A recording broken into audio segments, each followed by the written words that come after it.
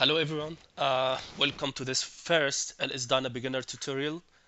In this video we're going to look at a very simple but very useful crash simulation example, which is a short crash tube impacted by a moving rigid wall.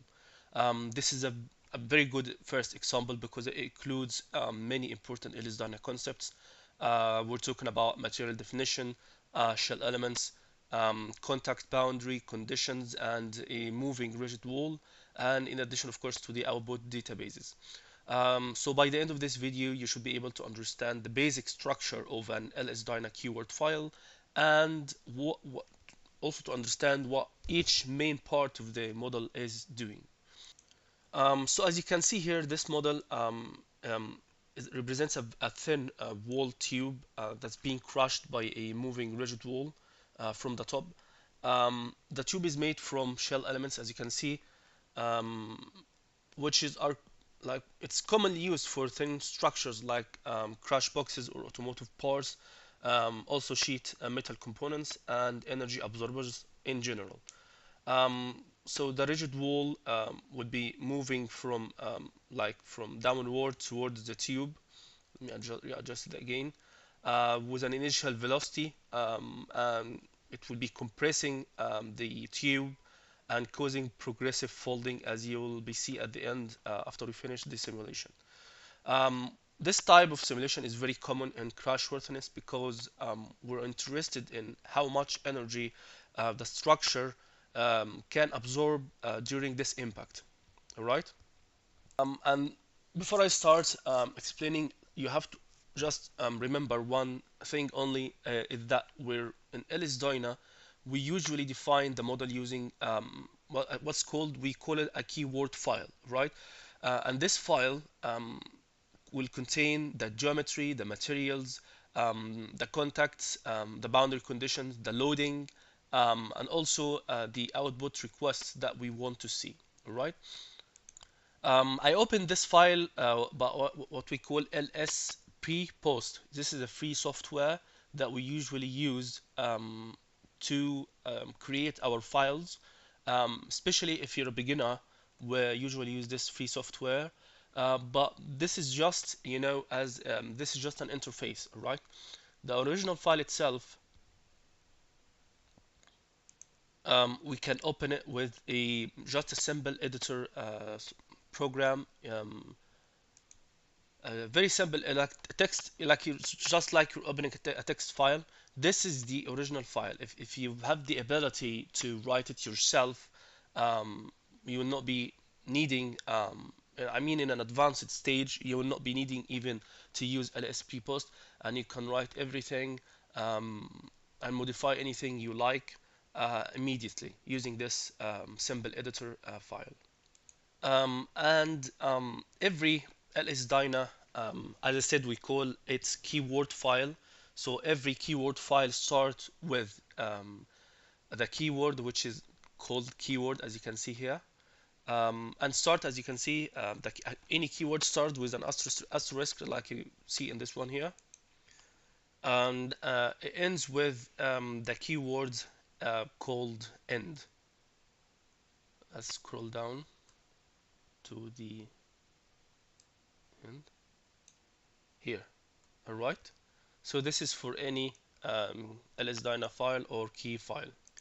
And between these two lines or these two keywords, we define everything needed for the analysis. All right. So in this file, we have, which is titled short crash tube impacted by a moving wall. This tells us immediately what the model is trying to simulate. And also one note, you see this dollar sign. The dollar sign means that what after it is a comment. It has nothing to do with the solver. It has nothing to do with the simulation. The solver will not be considering it. So this dollar sign, if you want to just to add like some notes to remind yourself in the future, or to tell one of your teams about what's going on here, you just add a dollar sign and you write down whatever you like as a comment or a side note. For example, here we have a side note for units, all right? It tells us what specific unit system we're using, right? We're using here millimeters, kilograms, milliseconds, kilonewtons, gigapascals, and kilonewton millimeters. Um, this is very important in LS-DYNA, because LS-DYNA doesn't automatically know your units, right? You must keep the unit system consistent yourself.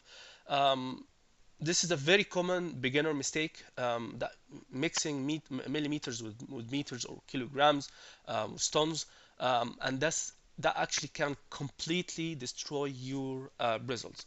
I will leave a link for you, for like a table of consistent units that you can rely on, um, um, for LS-DYNA. You can just have a look and you start working. All right, I will leave the link in the description. Next, in this file, we have the control cards. The first important one is the control termination, all right? Um, the control termination defines when the simulation should stop, all right? And in this model, the end time is 20 milliseconds. That means the simulation should stop after 20 milliseconds, right? As you can see, it's just written 20, but I know it's just 20 milliseconds because of the unit system I used, right? That's how important you need to be aware of the units you are using. Um, what we can add other control cards, but let's keep it simple for now. We have the second card, which is the material card. This model use mat cards, material card, piecewise linear plasticity. Um, this is usually known as MAT 24 and LS-DYNA. This is one of the most commonly used material models, for usually used for metals. Although I saw it before, actually, to be honest with you, used sometimes for composite material, um, especially if the composite material shows behavior similar to plastic behavior of metals. But usually and most commonly, this material card is used for metals in crash simulations. As you can see, we have the for the material defined or the metal defined, we have the rho, which is the density. We have also the elastic modulus or Young's modulus. We have also Poisson's ratio, the yield stress, and we have the plastic stress strain curve, right? So this is just in the you can see that here in that the editor file or the text file. Well, if you want to see it in a more like friendly way, you can always use software like LS pre-post. So let's go to LS pre-post. Like if you want to see the material card, go to the model and just open keywords and scroll down. I was going to show that at the end, but let's see it now. Mat, as you can see here, Mat 24 linear plasticity. Double click on it. Here is the rho, the density, the Young's modulus, Poisson's ratio, yield, and here we have the, as I said, the plastic stress strain curve. If you want to see the curve itself, you can just click on plot and you can see it here like that. All right, all of that is in the text here written down. All right, here. So this is like the original bit. This is the original source for whatever you're seeing on LS pre-post, right? All right. Then we have here the node keyword. Because as you know, the geometry is defined by nodes and elements. So we have here the nodes. The nodes, as you can see here, for each node, it's defined by the coordinates of each node. We have the x, y, and z. All right. So we have the coordinates of each node. I have to scroll down. It's not moving here. Scroll down.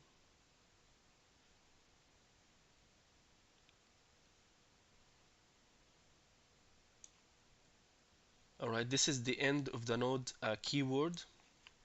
Okay. Let's skip that for now, and we must find the shell key. Yeah, here we have the shell element shell keywords, as you can see here. Um, this defines how the nodes are connected to form the shell elements. All right. So as you can see, this file has many nodes and elements lines.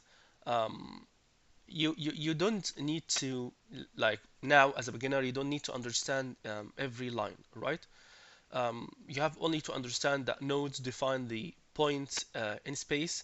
Elements connect these points together so that they create the finite element mesh, right?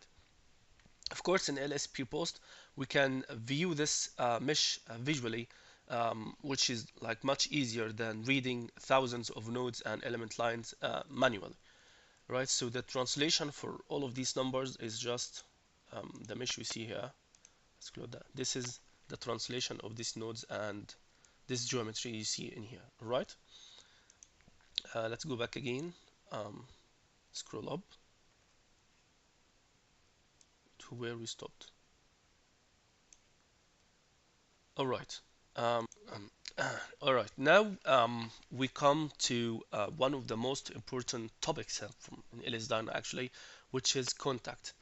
Let me just highlight it for you.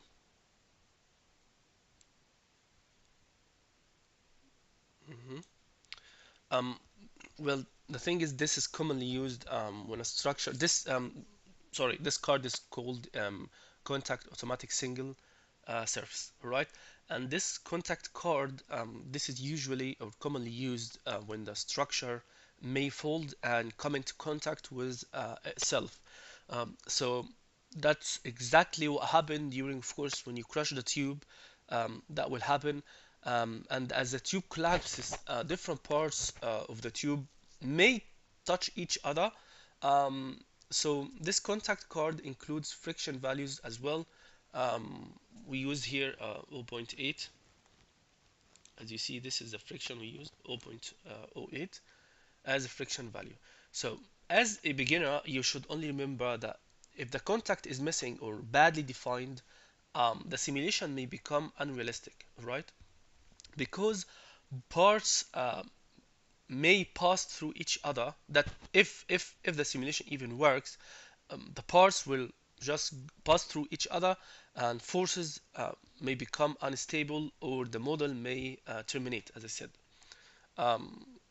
So contact is one of the most important reasons that LS-DYNA simulation fails. You don't believe how how many times I created a simulation or a file and kept trying it over and tried to run it over and over and over again and just fails just because of the contact. So it's like became a default for me that when simulation just stopped or it's not running or it failed running, the first thing I always consider is the contact, and it usually is the contact problem. All right. Let's go to the rigid wall. Scroll down. This is the rigid wall card, which is a rigid wall planar moving forces ID. Um, the impact is applied using what we call a moving rigid wall, right? And this is a keyword we can use for that. This defines a rigid plane that moves and crushes the tube, right? So in this file, this simulation we used the wall that has a mass of 800 kilograms, right? And the initial velocity was 8.94 millimeters per millisecond, right? Again, I know that I know these units because the unit system you use has uses millimeters and milliseconds. All right, so this like equivalent to 8.94 meters per second, right? The rigid wall is useful because we don't need to mesh the impactor as a separate deformable body. Instead, LS-DYNA treats this wall as a rigid moving surface. So it's a bit easier and actually faster to simulate. It's very efficient way actually to apply impact loading, especially for beginner examples, right? Now, let's move to the boundary conditions. Um, um, of course, we need to like create some sort of boundary conditions to stop the tube from simply flying away when the wall impacts its surface. So this is done by using the boundary conditions, and the keyword is a boundary BC node, all right, or specific point constraints. And this is used to constrain selected nodes. You select specific nodes on the tube, all right, and we usually um, like stop the tube from moving. And in this model, in this file, we have some nodes are fixed. We made it fixed in all translational and rotational degrees of freedom. These are the nodes we selected, which will represent the supported or fixed end of the tube. Let me explain that on LS pre-post to be easy. Done. Maybe we go for the view. I think the display. SBC boundary. SBC here, right? So we say view all.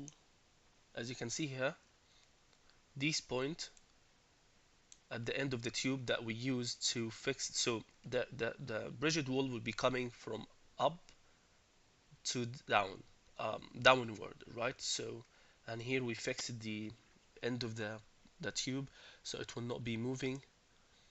As you can see here, we fixed all of these nodes, right? So this is what the file is telling us or saying to us, all right? So as a concept, the important note to remember here that the simulation must have a realistic constraints.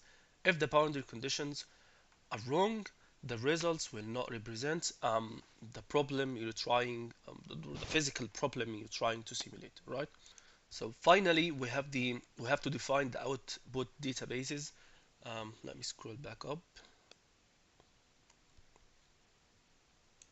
I should have made that more arranged. Sorry for that. We have here the first one. This is database GLSTAT.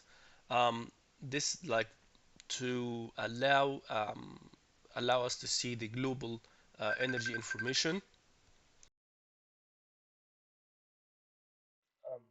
Then we have the database MATSUM, this one here. This is usually used for material energy summaries. Then we have um, the database for rigid wall force. This is to see the rigid wall force. Um, and we have the database node output. This is for like the nodal output, like displacements, velocity, acceleration, etc. And for the animation results, we have the database binary D3 plot. The D3 plot file is what we normally open in LSP post to see the final or to see the simulation or the deformation and the stresses and the stress maps and the strain maps and the animation itself. All right, and the for the rigid wall force, I won't say it's this output is especially important in this model because it gives us the rigid wall force, and from this we can actually plot force versus time or force versus displacement, and of course for crash worthiness, these curves are often more important than just the animation. And the animation just tells us what happened visually.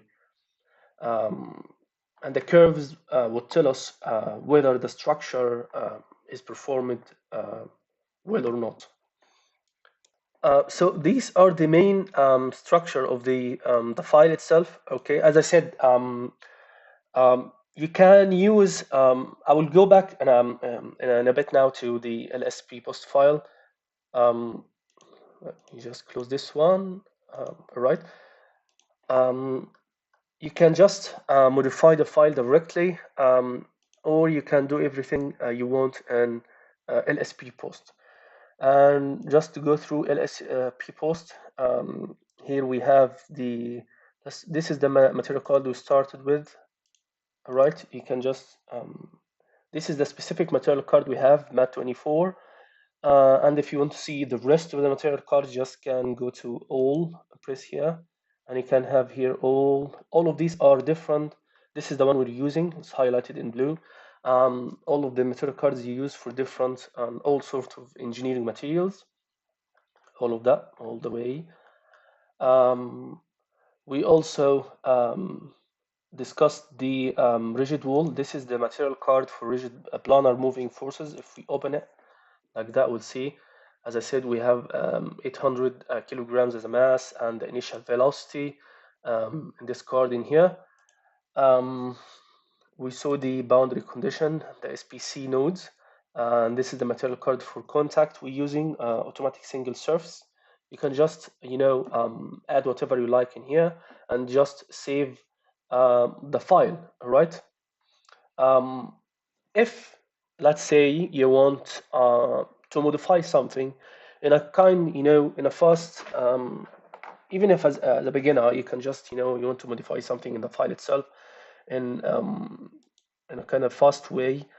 So instead, let's say I want to modify this 200 modulus, Young's modulus from 200, let's say, to 400, all right? So instead of opening the software itself and doing all of that, you can just open the file, scroll down to the material card, and reach the value here and just modify it to make it like 4. It will now 400 gigapascal. But you have to be very, very careful, because each parameter uses like 10 spaces, like 1, 2, 3, 4, 5, 6, 7, 8, 9, 10. This is for the material ID. All of that, this segment here, is reserved for the material ID. For the density, also had 10 spaces, 1, 2, 3, 4, 5, 6, 7, 8, 9, 10. So all of these 10 spaces are reserved for the density. Anything written after that space, starting from here, will be counted for the Young's modulus. 1, 2, 3, 4, 5, 6, 7, 8, 9, 10. All of these spaces are reserved for the modulus. And the same applies for all parameters, for everything, except some special exceptions. I'm not gonna, talk about it now. It's related to the coordinations, but it's not important for you as a beginner right now, right? So if you want to adjust a parameter, you have to be very careful. Like if I did something like that, let's say you want to like add a number here. Let's say I want to add 8. See, there is a shift happen. See, when I write like a number, the shift happen. No, we don't want this shift to happen. So we're gonna highlight the space I want and write 8 so that no shift would happen whenever I add or modify a number, right? If even you want to delete it, just replace it, highlight it, and replace it with a space, okay? Because this is very sensitive, and anything you do in that file will be reflected in the how the solver would read this file, right? So now I will start running this file and see the final results and how it would would look like in the simulation or the animation.